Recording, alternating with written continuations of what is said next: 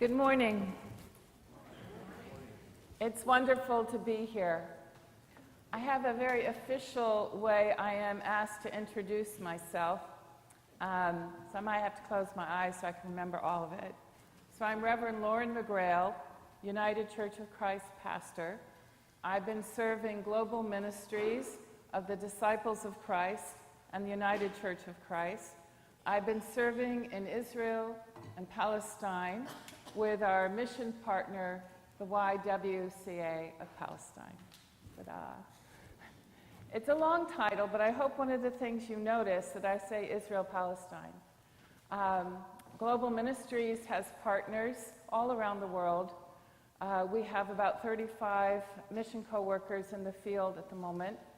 I have just finished 5 years of service, or 3 terms. I'm going to tell you a tiny bit about that. And then later this afternoon at 4, I think, I have a small film and a PowerPoint with only pictures and to go into more depth. But I want to talk about the YWCA's work and particularly what's on the table here. First, is there YWCA here in town? Or YMCA? Both. Okay, because some people get kind of confused. What happens at the YWCA? Swimming, right? Recreation. I think sometimes people wonder, is this how we spent our mission dollars? Thank you very much. I've been swimming for 5 years. No, the YWCA internationally is a premier women's organization. It has observer status at the United Nations. And the YWCA of Palestine dates back to 1890.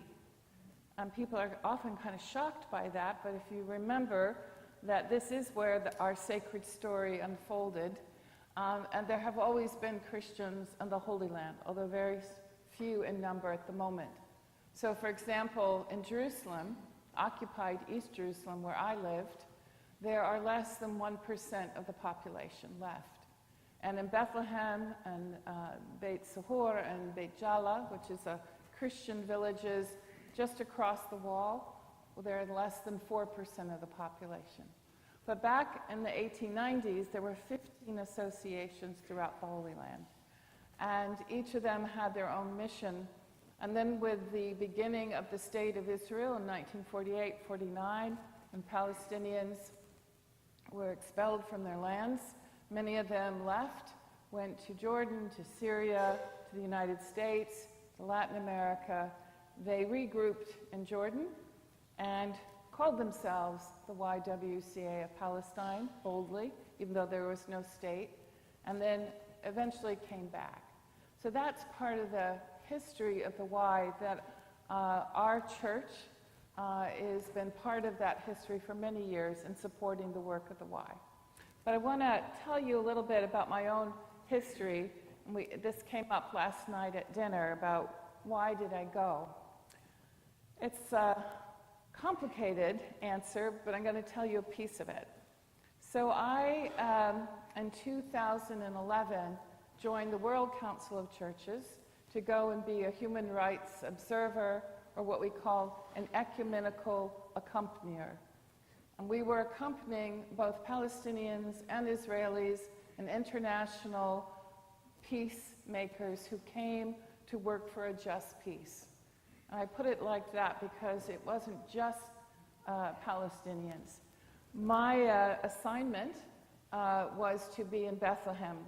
So the Ecumenical Accompaniment Program for Israel-Palestine, the EAPPI, had been in existence since 2002, when the leaders of the churches in Jerusalem asked the world, and particularly Christians, to come and see what is happening and to be with the people during this time of struggle. And so for the last number of years, they have had people come for 3 months, which is the tourist visa, to come and observe to see what is happening. And I was part of that in 2011, the Arab Spring, when things began to get worse again. because they were concerned that the Palestinians would have another uprising. And so I got to witness, unfortunately, what that meant on the ground, which meant home demolitions. It meant the checkpoint, which is a barrier between Bethlehem and Jerusalem, was very tense. Our main job was to stand at the checkpoint and count how many people went back and forth from about 4:30 in the morning till about 7:30 or 8. Somewhere between 1,500 and 2,000 Palestinians worked on the Israeli side of the border. So this was what we did mostly, and I want to tell you a little story because it became important when I came back. So, as I said, we were supposed to stand there and count. We had these little clickers.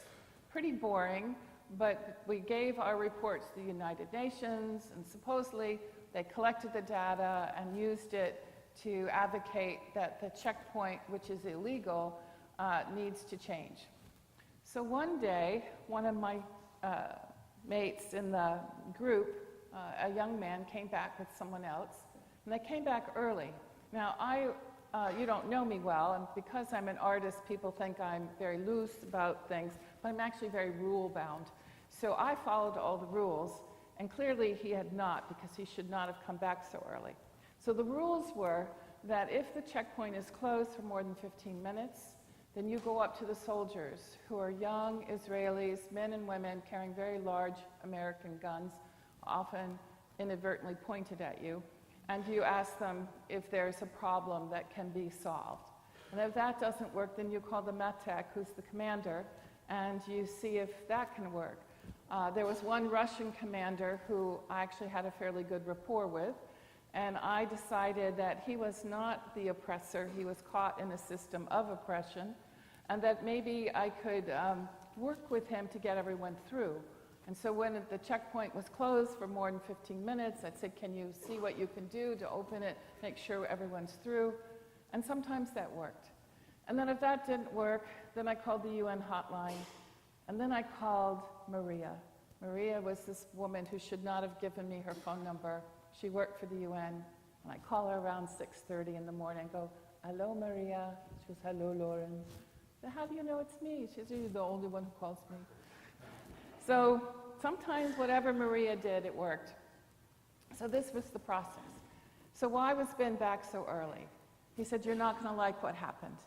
I said, what happened, Ben? He goes, I looked at him. I said, oh, no, you didn't. He goes, I did, and it worked. Ben had flirted with the soldier, a woman soldier, and she was so distracted from her job, she let everyone through. I thought, oh my God, we have the secret. And so we tried it the next day, and it worked the next day. And then we tried it with Isabel, who had long blonde hair, and she was from Sweden, and she flicked her hair around, and that worked. I thought, how come nobody ever mentioned that this is the secret?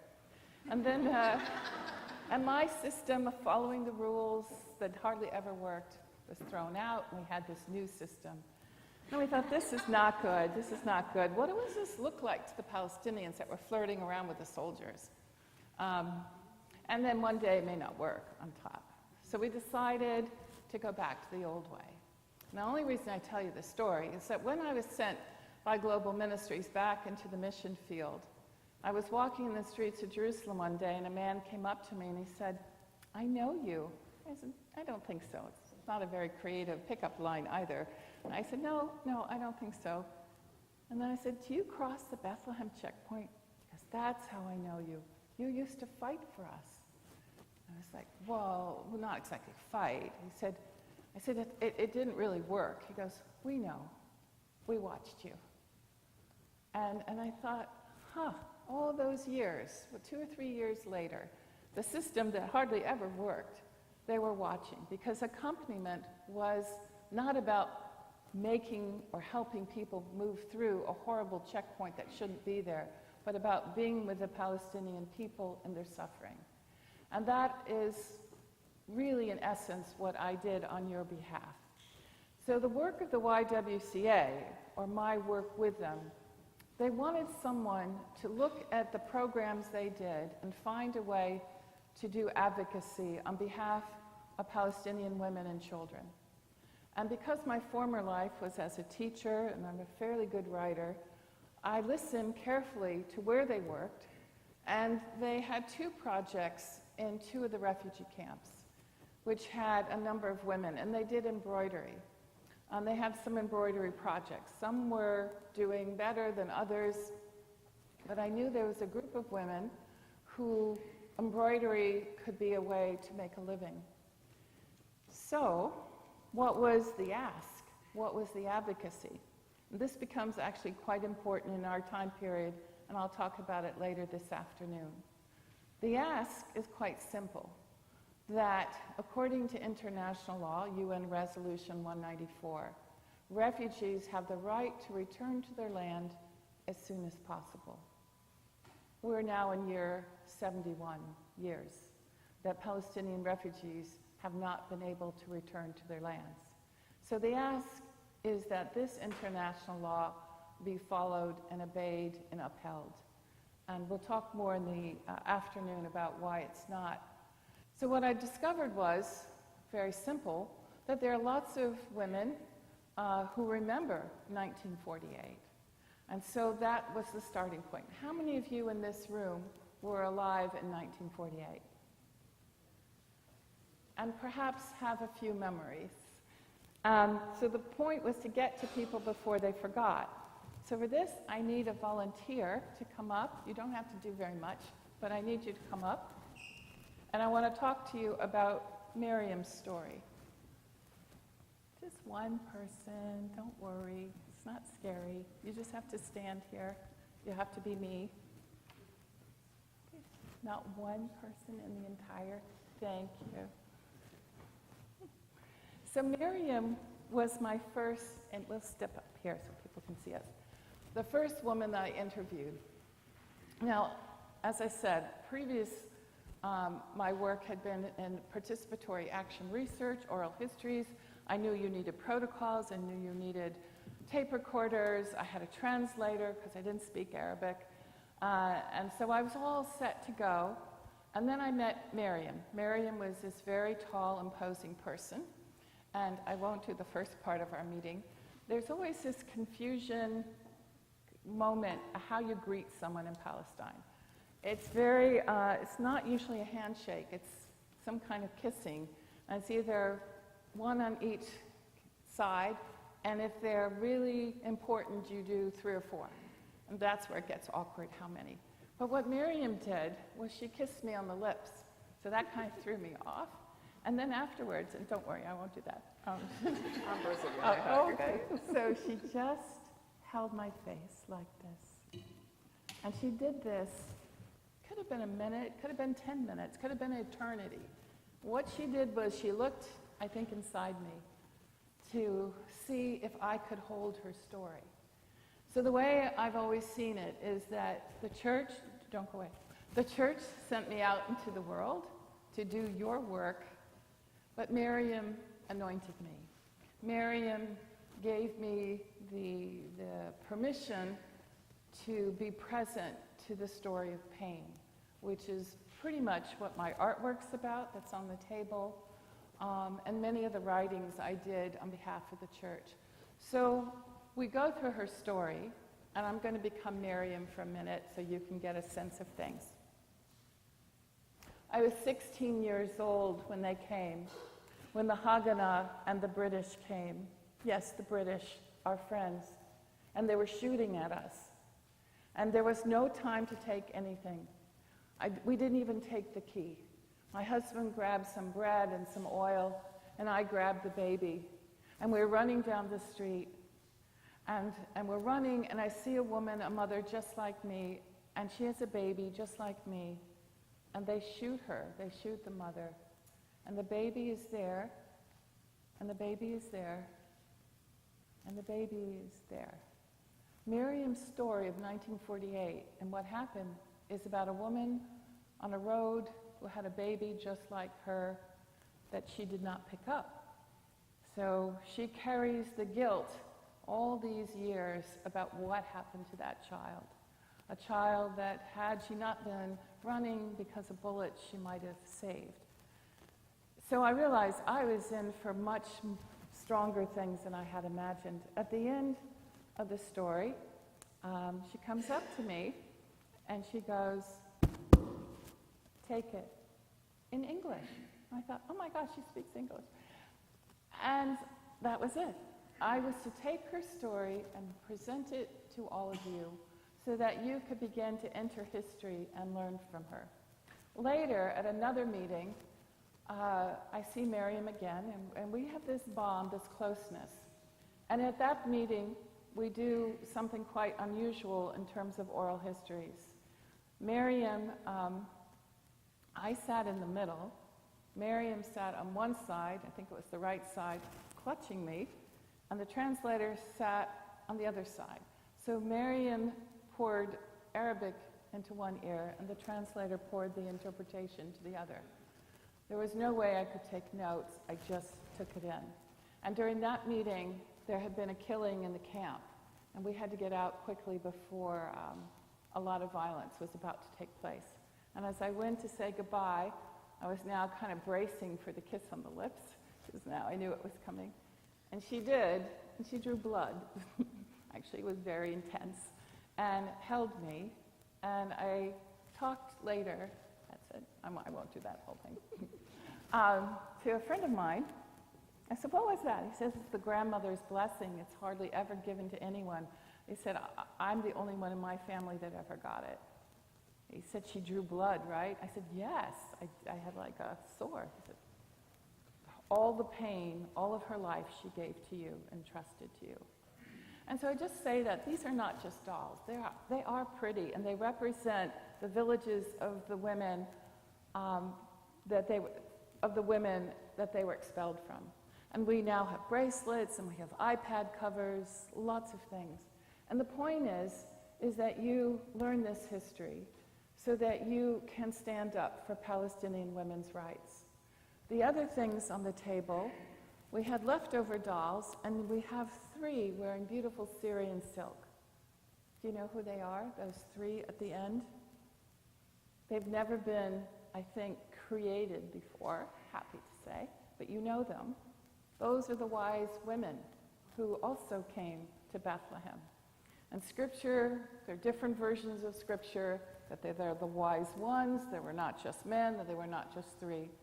So these wise women are often lost in history, but it's part of the work of the Y, is to lift up women's history. And that's the same issue that happens in our sacred texts. And lastly is the Holy Family taking flight into Egypt, and that's to remind the world and all of us who are Christian that essential to our faith is the understanding that Jesus is our refuge, is also a refugee, as is his family. And so Palestinians remain the largest refugee group in the world, as we connect in that way.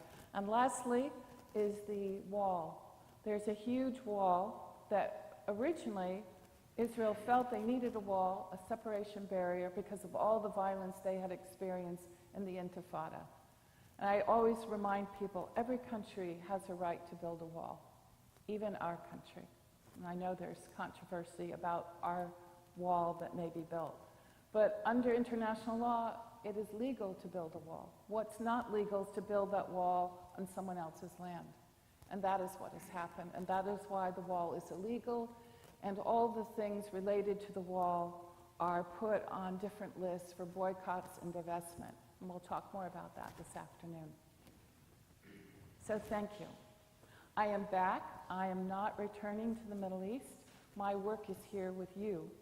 And I'm continuing to travel around the country until December, in which case I will then finally stop and hopefully have gainful employment at the beginning of the year. So thank you for inviting me to be with you today, and I look forward to seeing some of you this afternoon at 4. And do take a look at the table and also some of the images of the artwork that are on the back. Thank you.